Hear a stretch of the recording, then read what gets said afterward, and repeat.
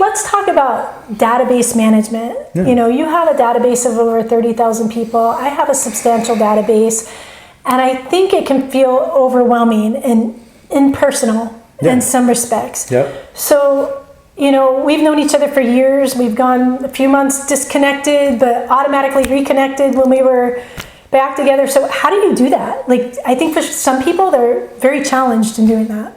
Well, okay, so there's as a company, you have to stay connected with people. And people these days want to be very connected with you. That's why I like Instagram and stuff. Like, I follow The Rock on Instagram.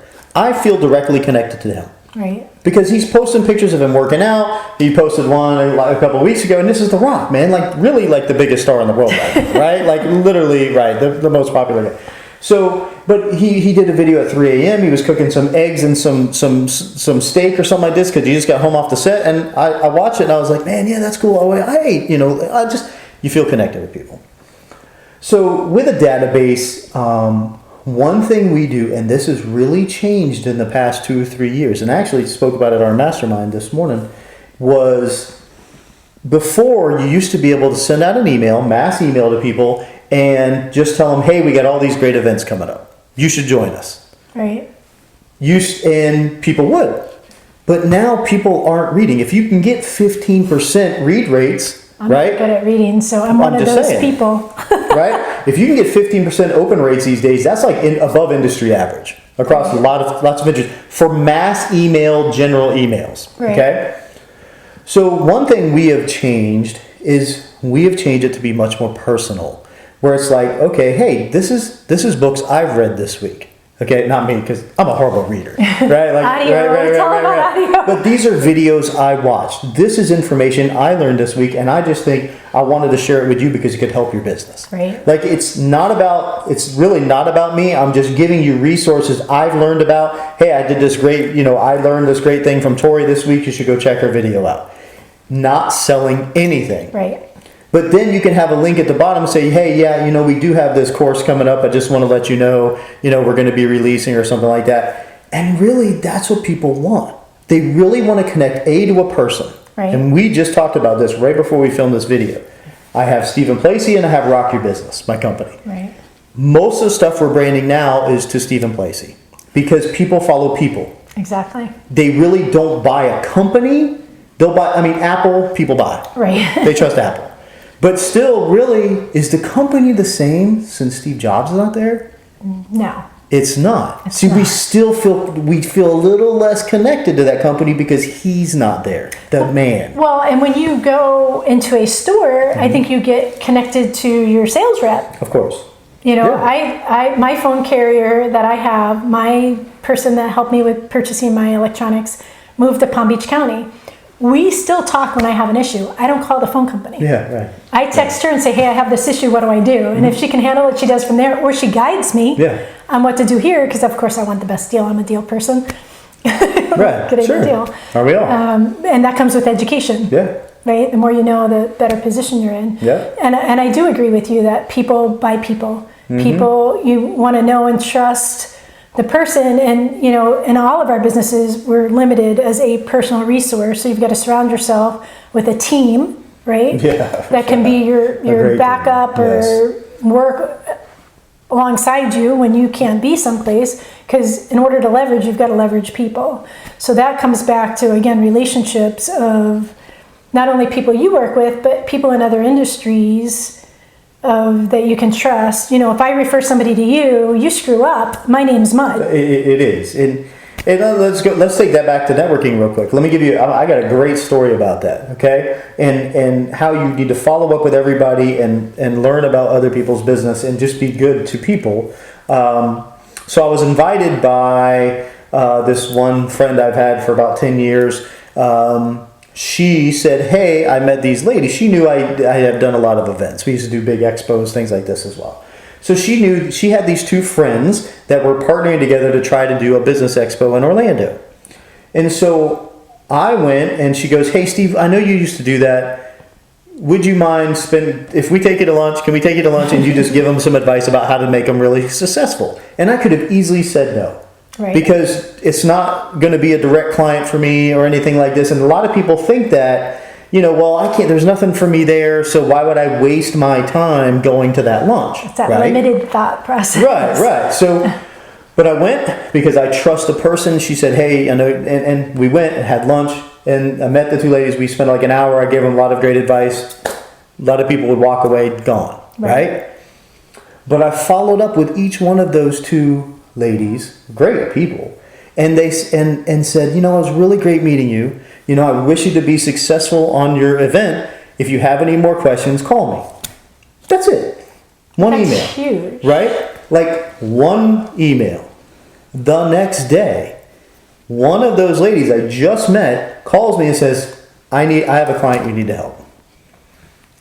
$180,000 contract. And that wasn't your intent, right? Your intent was just to help people. And when you have that intention of truly helping people, this is how it circles back. $180,000 contract. I could have easily done, missed out on $180,000. That would have hurt.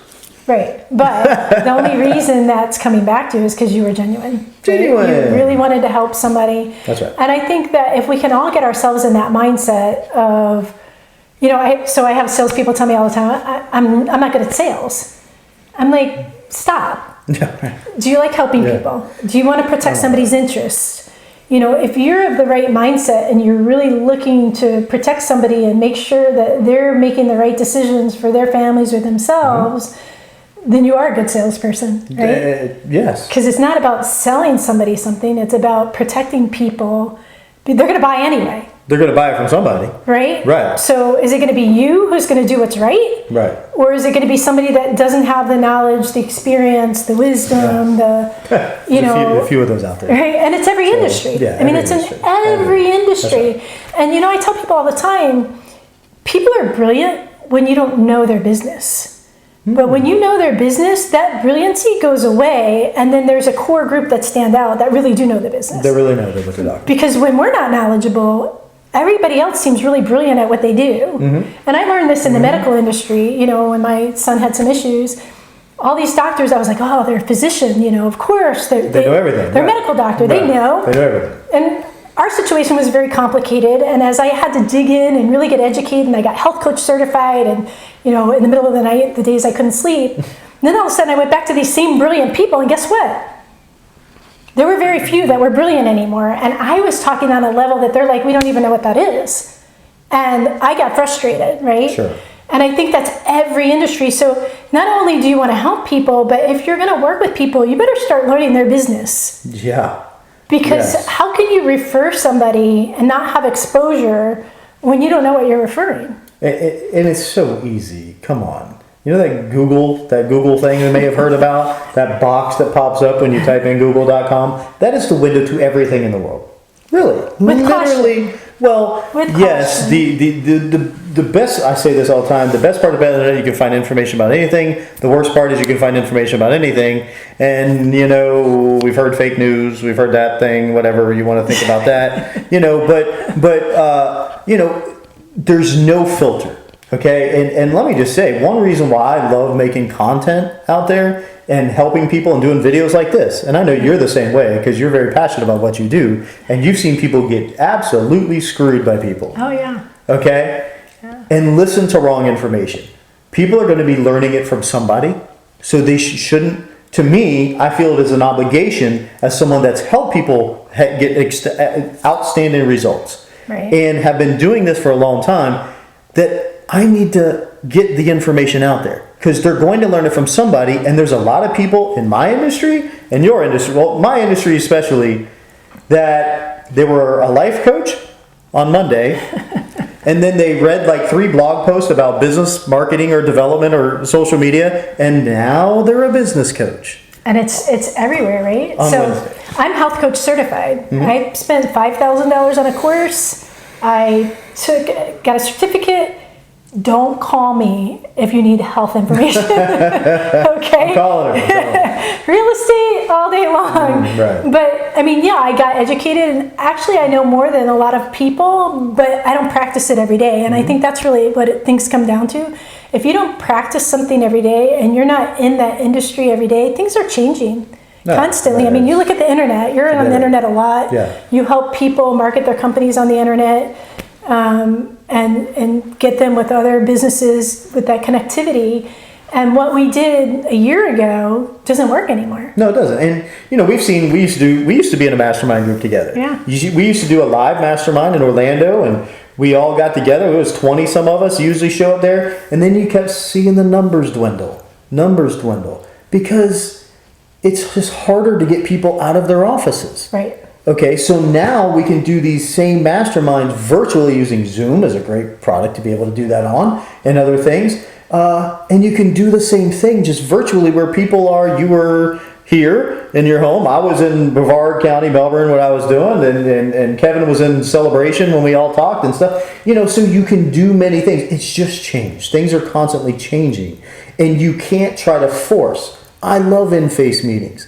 But if it's harder and harder for people to go and they're not going to come, then let's change. Right, because change is good. But let's talk about that, because that's a great thing that I think we need to talk about is the masterminds. So, I put one together last year and had the same issue of, to drive an hour and a half in Orlando traffic and I-4, ultimately always under construction.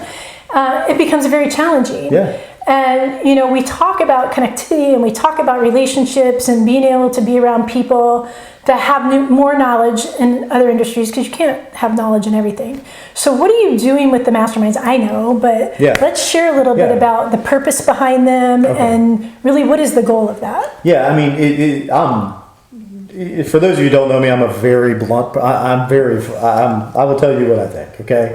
and it comes from experience and passion. Everybody needs to be involved in a mastermind group.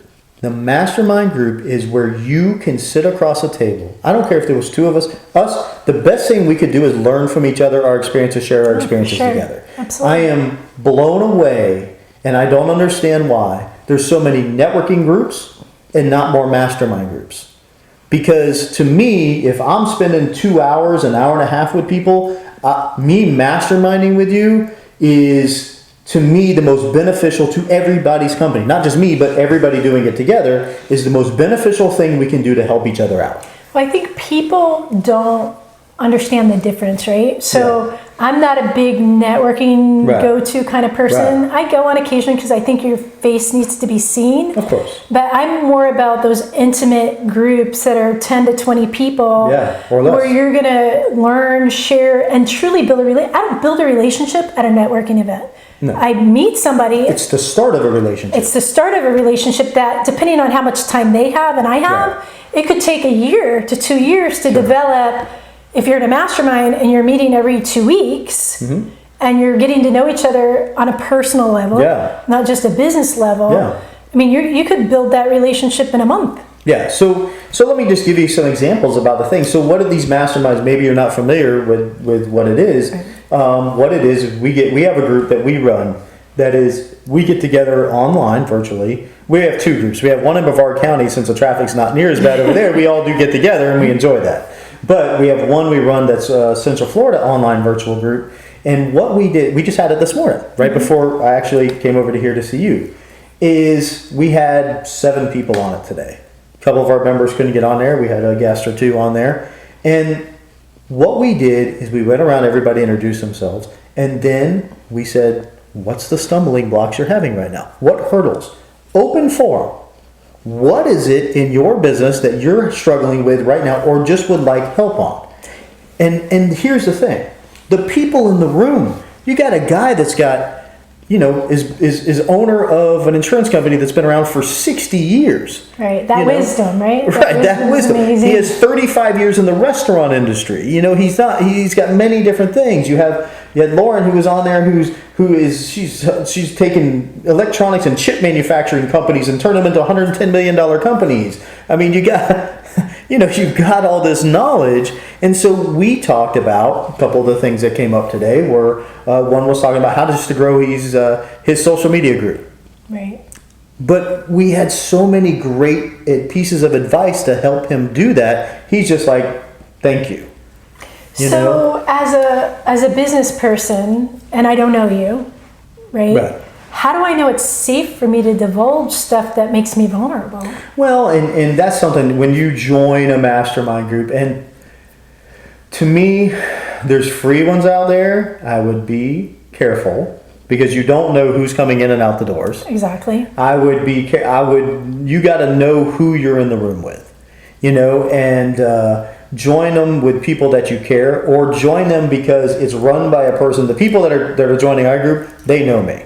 But not just anybody can join your group. No. We are very careful about that. If somebody is listening to this video and they wanted to join, it's not that you can't, but you're going to be vetted to make sure that that vulnerability is protected. That's right. Without question. That is, it is quality over quantity. To me, I'd rather have 5 people in a mastermind group instead of 25 or 30. That's networking group's good. The more people, the better. That's not what this is. Now, do we introduce each other to people left and right? To me, there is no higher form of networking than mastermind groups. Right. Because you're truly getting to know the person and the business, and you're comfortable introducing those people. I'm going to tell you, our mastermind groups have, I don't even know, I don't have a number on the business, but I know hundreds of thousands of dollars in business that has been introduced. We're not just saying, here's their card. Right. We're making a call, sending an email, something connecting people with other business owners in our databases. Well, and I think that's something that is a little bit unique about how you manage those masterminds, is you literally are looking at how do you bring businesses together to help those businesses grow, or how do you get people that have businesses that can complement each other, that they can co-market, or they can do these types of videos to help allow for them to show their credibility, right? Sometimes we don't know how, it's hard to talk about ourselves sometimes. Yeah, sure. But you help facilitate that in those masterminds. Yeah, so there's so many types of businesses that go together. Do you mind if I use the example we're talking about now? So with Torey, everything that Torey does, and she helps people buy investment properties and does real estate, and she works with a lot of business owners and of all different types and sizes, here, there, everywhere, UK, out of state, whatever, here.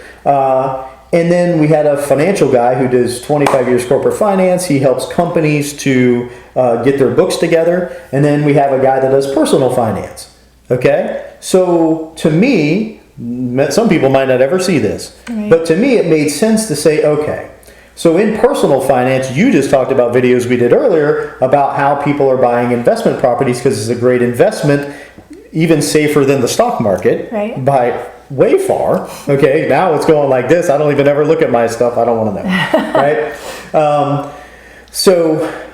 And people are buying and selling stocks on emotion, where property, it's not that way. Right. Well, they try to buy on it. But they're not flipping them a piece of, as much as they should. So, then he was at, and then Eric works with business owners. You work with business owners. Kevin works with business owners. Eric works with business owners. We all have the same target. Right. So how could you and Eric do videos together talking about how investment properties could be good investments for people? Right.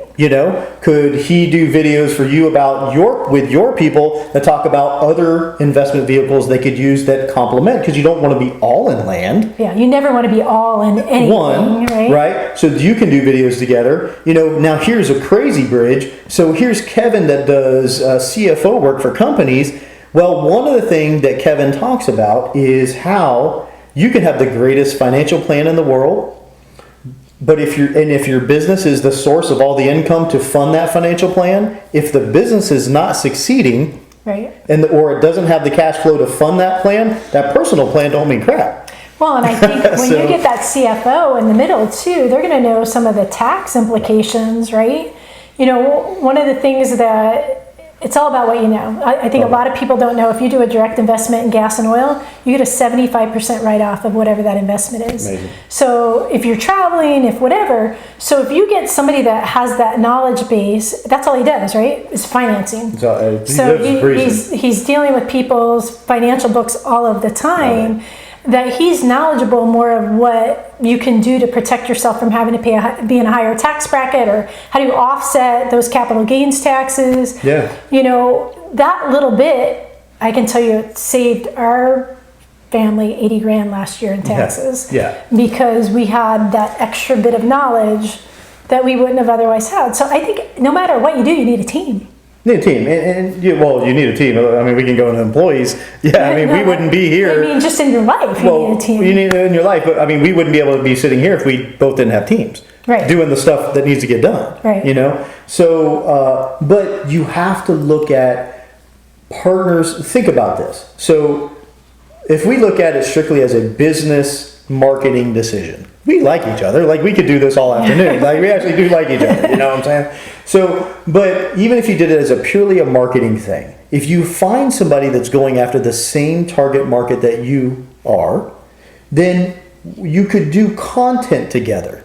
Okay, because even if it's purely, we like each other, we're affiliate, even if we're just acquaintances, but we wanted to, do some stuff together, we could do videos together. And then since we're doing them together, you're going to send this to your database. Right. I'll send it to my database. Now we're introducing me to your 50,000, you to my 50,000. Good stuff. Yeah, we're leveraging our relationships, right? And me sending it to my database, you're going to have a lot more credibility than if it's just out there, right? Because my database, my circle of people know I'm not going to just send anybody, right? That's right? I'm going to make sure whoever I put out there is somebody I trust that's going to take care of them. And I think that's really what's so important when you come back and circle back to the mastermind. Yeah. If you have 20 people, just call it 20 people that you trust, that trust you, think of how exponentially that could help grow your business. You could go for the next year to networking groups and not be able to build those relationships. Never.